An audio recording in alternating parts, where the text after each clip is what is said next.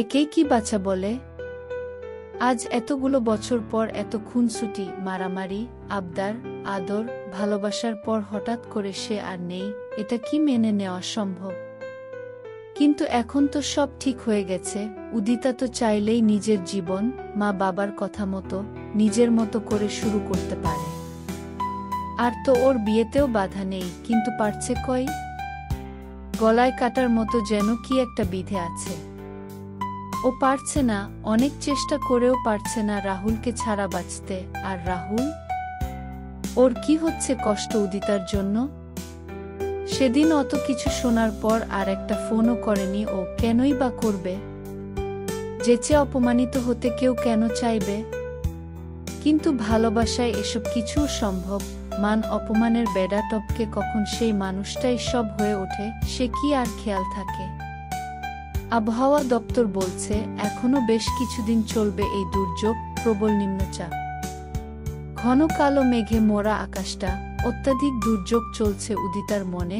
বাবার পছন্দের পাত্রপক্ষ দেখতে আসবে ওকে। বাড়ির সকলে খুব খুশি। উদিতা নিজের ঘরে আয়নাটার সামনে।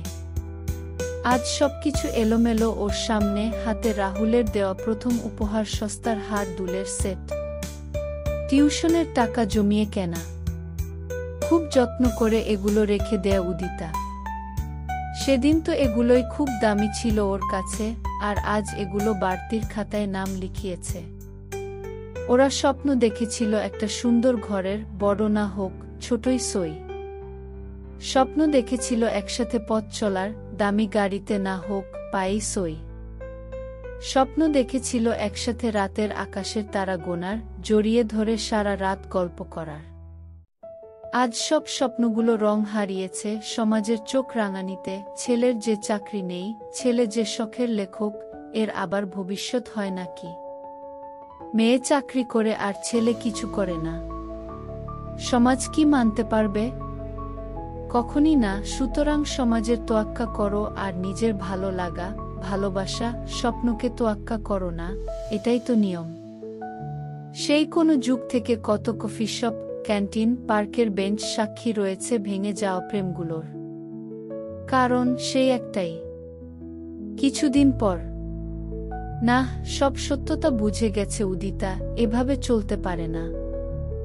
আজ একবার দেখা করবে ও, হয়তো এটাই শেষ দেখা, কে জানে। ক্ষমা চাইতে হবে ওকে, না হলে যে ও শান্তি পাচ্ছে না। প্রিন্সেপ ঘাটের যেখানটায় ওরা দেখা করত, আজও সেখানেই। আজ রাহুলকে ওর কিছু দেওয়ারও আছে, আজ তাই দেখা হওয়াটা বড্ড জরুরি। ছোট্ট বাচ্চা মেয়েটা বল নিয়ে খেলতে ব্যস্ত, ছোট্ট ছোট্ট পা ফেলে মা বাবাকে নিয়ে খিলখিলিয়ে হাসি হেসে ছড়িয়ে দিচ্ছে আনন্দগুলো আশেপাশে। এরকম স্বপ্ন তো আমাদেরও ছিল, এরকমটাই ভাবছিল তাকিয়ে রাহুল। উদিতার ডাক এবারও এড়াতে পারেনি ও। কিন্তু আবার কেন জানে না ও। উদিতার দেখাশোনাও চলছে। বৃষ্টি থিম তখন সোনালি রোদটা একটু একটু করে উকি দিচ্ছে মেঘের আড়াল থেকে। আকাশটার একদিক কালো মেঘে মোড়া তো আরেক দিক সোনালি ছটায় ঝলমলে। চারপাশে ভিজে মাটি, সোদা গন্ধ। কয়েক পশলা বৃষ্টির পর যেন অনেকটা সতেজতা, প্রাণ ভরে নিঃশ্বাস নেওয়ার পালা যেন এবার। বলো তাড়াতাড়ি কি বলবে? উদিতার দিকে না তাকিয়ে কথাগুলো বলল রাহুল। সেদিনকার জন্য আই অ্যাম রিয়েলি সরি, আমার ওভাবে বলাটা সত্যি উচিত হয়নি। আমায় ক্ষমা করে দিও প্লিজ। ক্ষমা আমি সেদিনই করে দিয়েছি। আর কিছু? আর কি বলার থাকতে পারে? আমি তো তোমার জীবন থেকে সরেই গেছি, আর তো কোনো বলার জায়গা নেই। বলছি তো সরি। উদিতার ধৈর্য বরাবরই কম, এখনো ওর ধৈর্য ছাপিয়ে গলায় অন্য টান, যেন হারিয়ে ফেলার তীব্র ভয়, হয়তো বা ফিরে পাওয়ার আকুতি। আমিও বলছি তো ইটস ওকে। আর কি কিছু বলবে? আমার দিক থেকে শুধু এটুকুই বলার, ভালো থেকো। ভালো যে তোমাকে ছাড়া থাকব না, সেটা কি বলে বোঝাতে হবে? সামনে রাহুলের চোখ অবন্ত। ছেলে হলেও চোখটা আজ জ্বলে ছলছল করছে। সন্তর্পণে নিজের চোখের জলটা লুকিয়ে নীল রাহুল।